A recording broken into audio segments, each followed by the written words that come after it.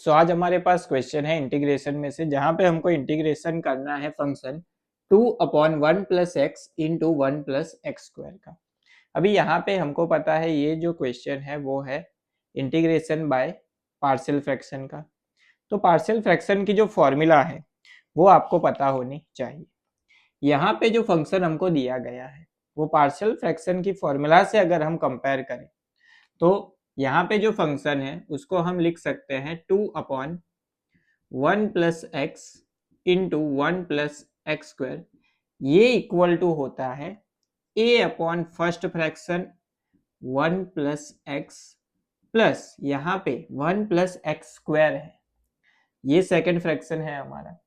तो ये जो फंक्शन है स्क्वायर वाला वो किसके इक्वल होता है, वो इक्वल होता है bx प्लस सी अपॉन 1 प्लस एक्स स्क्वायर। इसका मतलब क्या है कि आप इसका इंटीग्रेशन करो या फिर इसका इंटीग्रेशन करो, आंसर क्या मिलेगा, सेम मिलेगा। लेकिन इसका इंटीग्रेशन करने के लिए हमको a b एंड c की वैल्यू पता होनी चाहिए। तो वो a b c की वैल्यू फाइंड आउट करने के लिए left hand side and right hand side दोनों को क्या करना पड़ेगा, सिंप्लीफाई करना पड़ेगा। सिंप्लीफाई किस तरह से करेंगे, तो यहाँ पे 1 प्लस एक्स है डिवीजन में, यहाँ पे 1 प्लस एक्स स्क्वायर है, तो दोनों का एलसीएम ले लेते हैं। दोनों का एलसीएम क्या होगा, दोनों का मल्टीप्लीकेशन।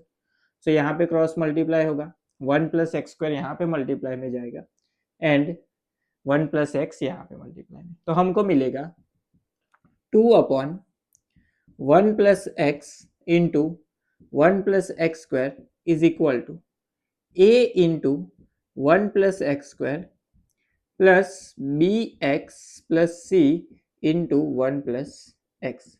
डिवीजन में आएगा दोनों का मल्टीप्लीकेशन यानी कि 1 plus x into 1 plus x square. दोनों साइड डिवीजन जो है वो क्या हो जाएगा, कैंसिल हो जाएगा। सो हमको फाइनली इक्वेशन मिलेगा 2 that is equal to a into 1 plus x square plus B x plus c into 1 plus x. अभी यहाँ पे ए बी एंड सी की वैल्यू फाइंड आउट करने के लिए हमको क्या करना है, तो सबसे पहले यहाँ पे हमारे पास जो फर्स्ट फ्रैक्शन है 1 प्लस एक्स, उसको अगर हम 0 से कंपेयर करें तो 1 plus x that is equal to 0, तो x इज इक्वल टू क्या होगा, -1। सो इस वाले इक्वेशन में जहां जहां पे x है वहां पे वैल्यू क्या पुट करते हैं, -1। तो हमको क्या मिलेगा, यहाँ पे 2 that is equal to a into 1 plus -1 का स्क्वायर क्या होगा, +1, सो 1 प्लस 1। यहाँ पे -1 पुट करेंगे तो +1 -1 हो जाएगा 0। 0 के मल्टीप्लीकेशन में b एंड c है, दोनों क्या हो जाएंगे 0। सो यहाँ पे 2 that is equal to a 1 plus 1 हो जाएगा 2, इस साइड डिवीजन में तो a की वैल्यू क्या हो जाएगी, 1। उसके बाद b एंड c की वैल्यू किस तरह से फाइंड आउट करनी है, तो उसके लिए यहाँ पे ब्रैकेट को मल्टीप्लाई करके सिंप्लीफाई करना पड़ेगा। तो a को ब्रैकेट के अंदर मल्टीप्लाई करते हैं 2 वैसे का वैसा a plus A x square, यहाँ पे बी एक्स जो है सबसे पहले दोनों से मल्टीप्लाई होगा, so plus B x plus B x square plus C जो है दोनों से मल्टीप्लाई होगा, so plus C plus C x. यहाँ पे 2 वैसे का वैसा इज इक्वल टू, इन दोनों टर्म में से एक्स स्क्वायर कॉमन, तो अंदर क्या बचेगा, a प्लस बी। इन दोनों में से x common, so plus x common, अंदर बचेगा b प्लस सी। कॉन्स्टेंट वैल्यू क्या है, a प्लस सी। तो यहाँ पे left hand side and right hand side x square के कोएफिशिएंट, x के कोएफिशिएंट एंड कांस्टेंट वैल्यू तीनों को क्या करेंगे, कंपेयर। सो सबसे पहले एक्स स्क्वायर वाली टर्म को कंपेयर करें तो लेफ्ट हैंड साइड यहाँ पे एक्स स्क्वायर वाली टर्म नहीं है, तो इसका मतलब क्या हुआ कि a plus b is equal to क्या लिख सकते हैं, 0। x वाली टर्म भी नहीं है तो b प्लस सी भी क्या होगा, 0। a प्लस सी कॉन्स्टेंट है, यहाँ पे 2 कॉन्स्टेंट है, तो a plus c is equal to क्या लिख सकते हैं, 2। a की वैल्यू हमको पता है क्या है, 1, तो यहाँ पे पुट करेंगे 1 प्लस 1 सामने जाएगा तो -1, तो b की वैल्यू हमको क्या मिलेगी, -1। b की वैल्यू -1 मिली, ये यहाँ पे पुट करते हैं तो -1 सामने जाएगा तो +1, तो c की वैल्यू क्या हो जाएगी, +1।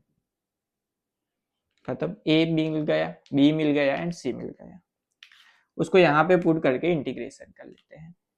सो इंटीग्रेशन के लिए इंटीग्रेशन a की जगह पे वैल्यू क्या थी, 1, सो 1/1 प्लस एक्स प्लस बी की जगह पे वैल्यू क्या है -1, सो माइनस एक्स, सी की जगह पे है 1, minus x plus 1/1 plus x square D x. अभी यहाँ पे दोनों को इंडिविजुअली इंटीग्रेट करते हैं।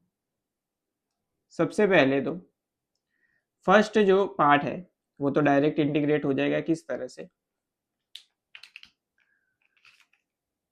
1/1 प्लस एक्स है, 1/x, उसका इंटीग्रेशन क्या होता है, तो वो होता है लॉग मोड x।